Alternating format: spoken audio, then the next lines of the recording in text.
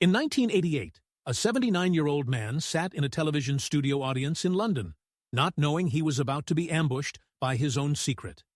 His name was Nicholas Winton, and for nearly 50 years he had never spoken a word about what he had done.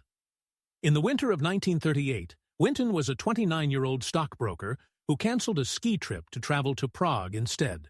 What he found there changed everything. Jewish families were flooding into the city, desperate to escape the Nazi regime closing in around them. Parents clutched their children in refugee camps, terrified of what was coming. Winton had no government backing, no official role, and no real plan. He just decided he had to do something.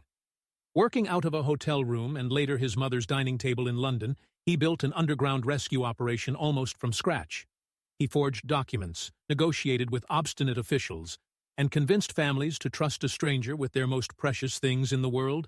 He raised money from donors, secured guarantees from British families willing to take in children, and fought through mountains of bureaucracy. Between March and August of 1939, 8 trains departed Prague, each one carrying children to safety in Britain. In total, 669 children were saved, most of them Jewish, most of them never seeing their parents again.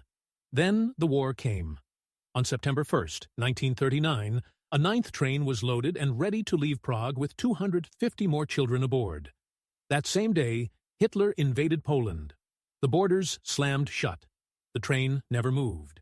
Most of those children perished in the Holocaust.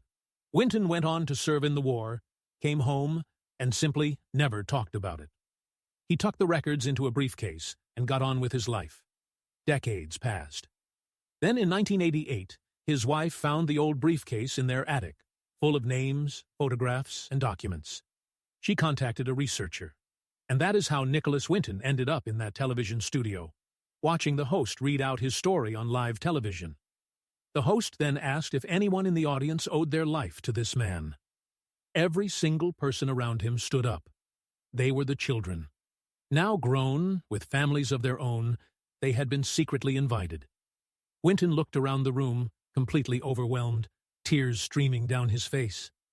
He had never known that any of them survived. Some secrets, when they finally come out, don't just change one life. They reveal that one quiet, determined person can alter the course of hundreds.